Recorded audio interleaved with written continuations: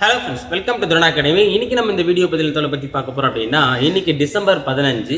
So 2024 எக்ஸாமுக்கு உண்டான TNPSC annual பிளானை வந்து விடுறதா வந்து இன்றைக்கி சொல்லியிருந்தாங்க அப்படின்னு நம்ம சொல்லியிருந்தோம். ஓகேவா? ஸோ அது எனக்கே வந்து தெரியல. இன்றைக்கி காலையில் கமெண்ட்டில் வந்து ஒரு நண்பர் வந்து கேட்டிருந்தாரு, சார் இன்றைக்கி வந்து டிசம்பர் 15 ஆனுவல் பிளான் இன்றைக்கி விடுவாங்களா, நான் படிக்கலான் இருக்கேன் அப்படின்னு சொல்லிட்டு வந்து ஒருத்தர் வந்து கமெண்ட் பண்ணியிருந்தாரு. ஸோ அது பெரிய விஷயம் இல்லை, ஏன்னா அது எல்லாருமே வந்து அந்த எதிர்பார்ப்பில் கேட்கக்கூடிய விஷயம் தான். அதுக்கு கீழே இன்னொரு நண்பர் வந்து அதுக்கு பதிலளிச்சிருந்தார். ஓகேவா? இப்போ சார் அன்னைக்கிட்டே சார் என்ன சொல்ல போகிறாரு, ஓகேவா? ஸோ வந்தால் வீடியோ போட போகிறாரு, வரலன்னா அடுத்த மாதம் வரப்போகுதுன்னு சொல்ல போகிறாரு. ஓகேவா? அவர் எப்பயும் கேட்கக்கூடிய ஒரே கேள்வி வந்து படிச்சினால நீங்கள் படிச்சிட்டீங்களா, படிச்சுட்டா வந்து கால் பண்ண நினச்சி கவலைப்படாதீங்க பிரதர். ஓகேவா? படிக்கலனாலும் கவலைப்படாதீங்க பிரதர், படிக்கிற வேலையை பாருங்க அப்படின்னு சொல்லி கமெண்ட் பண்ணியிருந்தார். ஓகேவா? ஸோ இது பார்த்தவொடனே நான் எனக்கு என்ன ஒரு விஷயம் தோணுச்சு அப்படின்னா, இந்த தீரன் அப்படின்ற ஒரு படத்தில் வந்து பார்த்தா டேலாக் வரும். அது ராஜஸ்தானுக்கு வந்து நம்ம தமிழ்நாடு போலீஸ் வந்து பார்த்தீங்கன்னா அந்த நம்ம தமிழ்நாட்டில் வந்து திருடனை பிடிக்கிறதுக்காக போவாங்க. அப்படி போகும்போது ஒரு தாத்தா வந்து அந்த ஊருக்கு வழி சொல்லுவார். அப்போ போகும்போது பார்த்தீங்கன்னா பையா ஹவு மெனி கிலோமீட்டர்னு கேட்பாங்க. அப்போ என்ன பண்ணாங்கன்னா அந்த தாத்தா வந்து 2 கிலோமீட்டர் அப்படின்னு சொல்லுவார். ஓகேவா? கொஞ்சம் தூரம் போனோடனே வந்து பையா ரொம்ப தூரம் வந்துட்டோம், இன்னும் எவ்வளோ கிலோமீட்டர் கேட்கும்போது வந்து 2 கிலோமீட்டர் சொல்லிட்டு ஒரு கட்டத்தில் என்ன ஆகுன்னா, ஒருத்தர் கேட்பான், அந்த கேங்கில் ஒருத்தர் கேட்பாரு, ஒரு போலீஸ்காரர் கேட்பாரு, பையா அவன் நீ ஏன்னா அவனு கேட்க, நான் சொல்லும்போது 2 கிலோமீட்டர்னு சொல்லிட்டு அங்கே கூட இருந்த ஒரு ஆளே வந்து சொல்ல ஆரம்பிச்சாரு. ஸோ அந்த மாதிரி தான், அதாவது இப்போ எக்ஸாம் வரும் அப்போ எக்ஸாம் வரும் நான் சொல்லத்துக்கு போய் நீங்களே என்ன பண்ணுறீங்க, இப்போ தான் வரும் இதை தான் பண்ணணும் அப்படின்னு சொல்லிட்டு நம்ம சொல்லக்கூடிய விஷயத்தை ஆட்டோமேட்டிக்காக சொல்கிறீங்க. ஓகேவா? ஸோ அதை உண்மையிலே வந்து பார்த்தீங்கன்னா ரொம்ப சந்தோஷமா இருந்துச்சு. அப்போது எப்பயுமே வந்து ஒரு விஷயத்தை நம்ம தெரிஞ்சுக்கணும், என்ன அப்படின்னா எந்த ஒரு விஷயம் வந்தாலும் அதுக்கு நம்ம தயாராக இருக்குமா அப்படின்றத பற்றி மட்டும்தான் யோசிக்கணும். ஓகேவா? வரக்கூடிய விஷயம் என்னவா கூட இருக்கட்டும், என்னவா இருந்தாலும் அதுக்கு நாம் நம்மளை தகவமைச்சிட்டோம் அப்படின்னா எதை பற்றி நம்ம வந்து கவலைப்பட வேண்டிய அவசியம் இல்லை. ஓகேவா? ஸோ அதான் வந்து எதிர்பார்ப்பு இல்லாத உலகம் ஏகபோக உலகம் அப்படின்னு சொல்லுவாங்க. ஓகே? எதிர்பார்ப்புகள் இருக்கும்போது அங்கே ஏமாற்றங்கள் நிகழுது. ஓகேவா? ஸோ அப்போ எதிர்பார்ப்பு இல்லாமல் நம்ம வந்து நம்முடைய வேலையை செஞ்சோம் அப்படின்னா அதுக்கேற்ற பலன் நமக்கு கண்டிப்பாக கிடைக்கும். ஓகேவா? ஸோ இதை நான் சொல்ல ஒரு விஷயம் என்ன அப்படின்னா, சார் அப்போ நீங்கள் சொல்கிறதெல்லாம் பார்த்தா இன்றைக்கி ஆனுவல் வராது பொழுது அப்படின்னு சொல்கிறீங்க. ஓகேவா? ஸோ ஆனுவல் வரும். ஓகேவா? ஸோ இன்றைக்கி தான் வந்து பார்த்தீங்கன்னா ஆனுவல் விட தான் வந்து சொல்லியிருக்காங்க.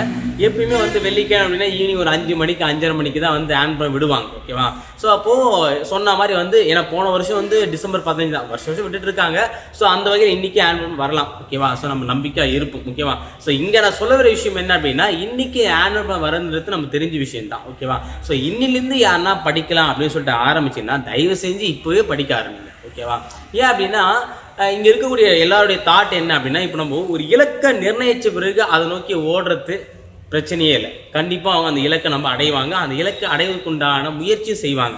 ஆனால் நான் இலக்கை நிர்ணயிச்சுட்டு அந்த இலக்கை ஆரம்பிக்கிறது என்னைக்கு நம்ம நிர்ணயிக்கும், அதான் தப்பான விஷயம். அதாவது என்னன்னா, நான் நாளையிலேருந்து படிக்க போகிறேன். ஓகேவா? நான் கால்ஃபர் வந்த பிறகு படிக்க போகிறேன், நான் வந்து எக்ஸாம் அப்ளை பண்ணிட்டு படிக்க போகிறேன், அந்த மாதிரி இருக்கக்கூடாது.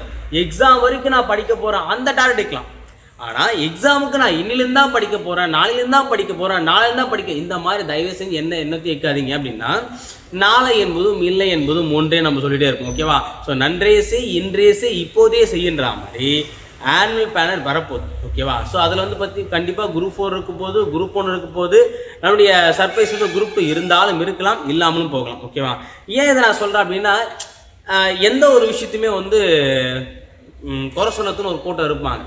ஓகே? அது எந்த ஒரு விஷயத்தையுமே குறை சொல், அதாவது என்னென்னா புத்தரையே குறை சொன்ன உலகம் இது. ஓகேவா? மற்றவங்களாம் விட்டுருமா என்ன, அதே மாதிரி தான். அப்போ எந்த ஒரு விஷயம் பண்ணாலுமே அதில் குறை சொல்வதுக்கும் ஒரு கூட்டம் இருக்கும். ஓகேவா? ஸோ அந்த கூட்டத்தோட வேலை என்னது, குறை சொல்வது. அப்போ சொல்லிட்டு தான் இருப்பாங்க. ஓகேவா?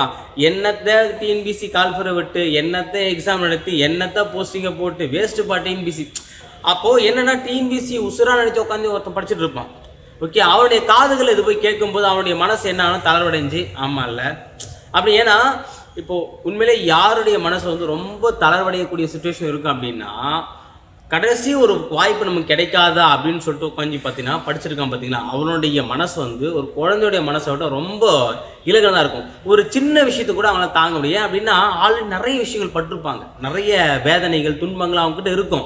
இன்னும் ஒரே ஒரு விஷயம் வந்தால் கூட, இப்போ எக்ஸாம்பிள் வந்து பார்த்தீங்கன்னா ஒரு நூல் கயிறு வந்து ஒரு வெயிட்டு தாங்கிட்டு இருக்கு அப்படின்னா, இன்னும் ஒரு கிலோ இல்லை ஒரு 1/2 கிலோ வெயிட் வச்சா கூட அந்த நூல் கண்டு அறந்து விழுந்துடும். அந்த மாதிரி இருக்கும்போது அப்போ ஆல்ரெடி அவங்ககிட்ட ஏகப்பட்ட பாரத்தை தாங்கிட்டு இருப்பான். அவனுடைய மனசில் அவனுடைய காதில் போயிட்டு கால் ஃபேரே வராதாம்பா, எக்ஸாம் வராதப்பா அப்படின்னு சொல்லிட்டாங்க அப்படின்னா அதை அவனால் ஏற்றுக்க முடியாது. ஓகேவா? ஸோ என்னென்னா அது ஏன்னா அந்த ஒரு சுச்சுவேஷன் தான் அவங்க இருப்பாங்க. இப்போ படிக்கக்கூடிய போட்டியாளர்களில் முக்கால்வாசி பேர் என்ன இருப்பாங்கன்னா அந்த மாதிரியான சுச்சுவேஷனில் இருக்கக்கூடிய நபர்கள் தான். ஓகேவா?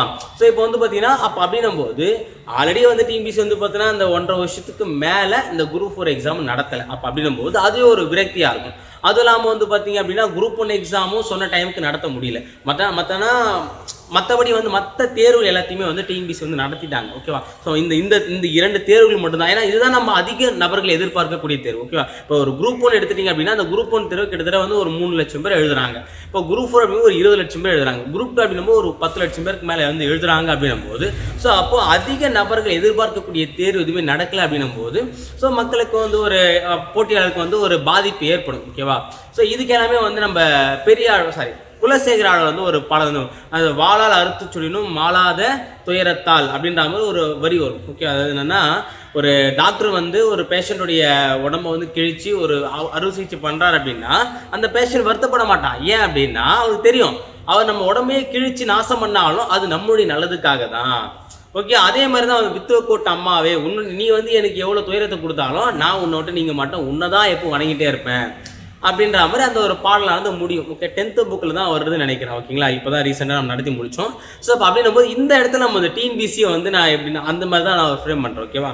ஸோ இன்றைக்கி நடக்கலாம், நாளைக்கு நடத்தலாம், தள்ளி போகலாம், ஆனால் கண்டிப்பாக தேர்வானது நடக்க போகுது. ஓகேவா? ஸோ அப்போ அந்த தேர்வுக்கு நீங்கள் படிக்கணும் அப்படின்னா இந்த கால்ஃபரு, ஆனுவல் பேனரு, எக்ஸாமு இதெல்லாம் வந்து கவலைப்படாதீங்க. ஓகேவா? ஒரு தேர்வுக்கு படிக்க போகிறீங்களா அந்த தேர்வுக்கு உண்டான தகுதி உங்ககிட்ட இருக்கா, அந்த தேர்வுக்கு தேவையான பேப்பர்ஸ் உங்ககிட்ட இருக்கா, இப்போ பிஎஸ்டிஎம் இருக்கா, கம்ப்யூட்டர் சர்டிஃபிகேட் இருக்கா, அப்புறம் மார்க் ஷீட் எல்லாமே கரெக்டாக இருக்கா, ஆதார் கார்டு பேர் இதெல்லாம் பார்த்துட்டிங்களா, உட்காந்து படிக்கிற வேலையை பாருங்கள். ஓகேவா?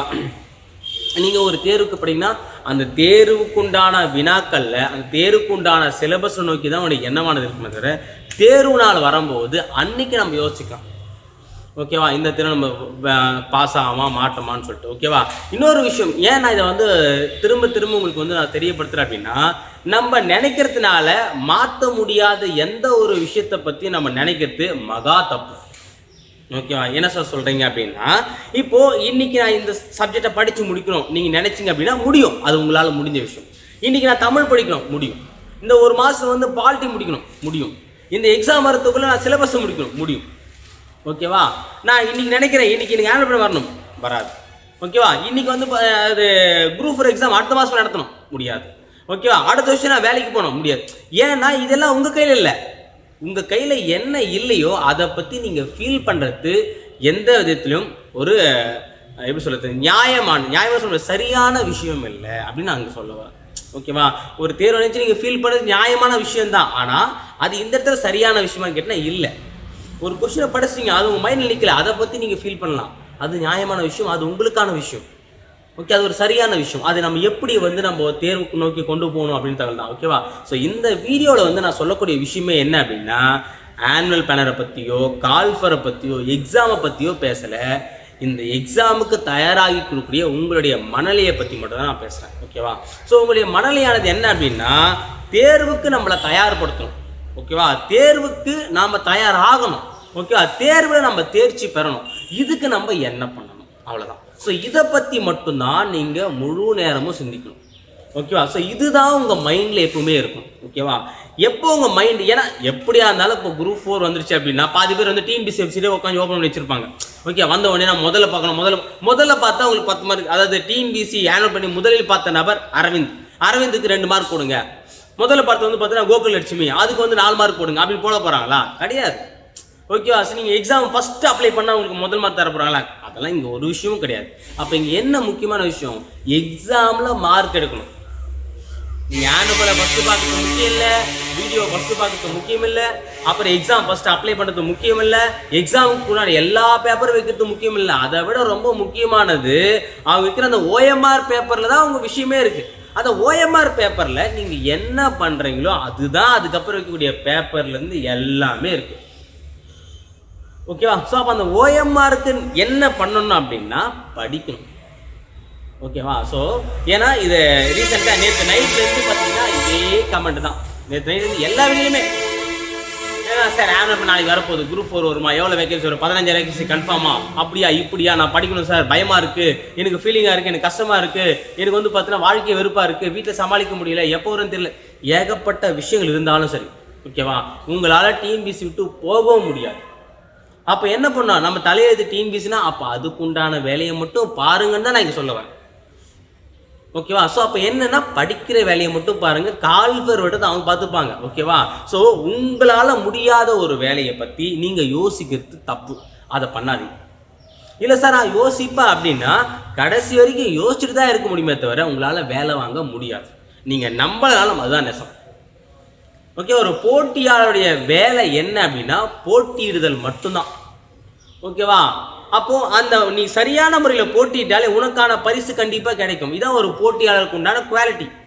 ஸோ அப்போ உங்களுக்கான போட்டி தேர்விற்கு தயாரக்கூடிய நீங்கள் ஒரு போட்டியாளர் தான். அப்போ உங்களுடைய குவாலிட்டி என்ன, இன்னைக்கு தமிழ் படிச்சிருக்கேன், கரெக்டாக முடிச்சிருக்கேன், இது முடிச்சிருக்கேன். ஸோ ஆனுவல் பிளான் வந்து பார்த்தீங்கன்னா எப்போ விட்டாலும் பரவாயில்ல, ஓகேவா, நான் இதுக்குள்ளே முடிச்சிருவேன். இன்னும் எனக்கு 2 மாதம் டைம் கொடுத்தா போதும். ஏன்னா இப்போ தான் கால்ஃபர் விட்டால் கூட இன்றைக்கே கால்ஃபரோட 3 மாதம் டைம் தருவாங்க. ஸோ அதுக்குள்ளே என்னால் வந்து மேக்ஸை கம்ப்ளீட் பண்ண முடியும், தமிழை கம்ப்ளீட் பண்ண முடியும், ஜிகேக்கு நான் கொஞ்சம் எஃபோர்ட் எடுத்து படிக்கணும். ஸோ இதை தான் நீங்கள் சிந்திக்கணும், ஓகேவா. தேர்வுக்குள்ளே எப்படி டாபிக் முடிக்கலாம், ஓகேவா. இதில் ஒரு சில என்ன சொல்லுவோம் அப்படின்னா தேர்வு எப்படினே தெரியாமல் எப்படி சார் நான் வந்து படிக்க முடியும் அப்படின்னு டவுட் எல்லாருக்குமே இருக்கும், ஓகேவா. இதுதான் நான் சொல்ல வரேன். ஒரு நதி வந்து ஒரு மலை உச்சியில் உருவாகுது, ஒரு நதியானது ஒரு மலை உச்சியில் உருவாகுது. அது உருவாகும் போதே நினைக்குதா நான் வங்காள விரிவில் தான் கலக்க போகிறேன், நான் அரபிக்கடல் தான் போய் கலக்க போகிறேன், நான் இந்திய பெருங்கடலில் தான் கலப்பேன், இது ரெண்டுமே கடல், எனக்கு கடல் தேவை, பெருங்கடல் தான் தேவைன்னு சொல்லிட்டு அதில் போய் கலக்க நான் இங்கே தான் போக போகிறோன்னு அதாவது டிசைட் பண்ணிவிட்டு வந்து அதனுடைய பயணத்தை ஸ்டார்ட் பண்ணுது கிடையாது. அது வேலையை அதனுடைய வேலை. அப்போ நதியின் வேலை என்னது, ஓட்டம் எடுப்பது தான். அதாவது இருக்கக்கூடிய இடத்த நிரப்பி அந்த தண்ணியை வந்து பார்த்தோன்னா சரியான முறையில் கொண்டு போவது தான் அந்த நதியோட வேலை. அதே மாதிரி தான் உங்களுடைய வேலை, இருக்கக்கூடிய நேரத்தை சரியான முறையில் பயன்படுத்தி நீங்கள் படித்தாலே எப்படி அந்த நதி வந்து ஒரு கட்டத்தில் கடலை அடையுதோ அதே மாதிரி நீங்களும் உங்களுடைய கனவை அடைய முடியும். அதாவது லட்சியமான அந்த அரசு வேலையை அடைய முடியும், ஓகே. ஸோ அதை நோக்கி பயணிங்க. தயவு செஞ்சு கால்ஃபர் வரும்போது வரட்டும், நோட்டிஃபிகேஷன் வரும்போது வரட்டும், ஆனுவல் வரும்போது வரட்டும். இன்னைக்கு கண்டிப்பாக வருதுன்னு சொல்லியிருக்காங்க, ஓகேவா.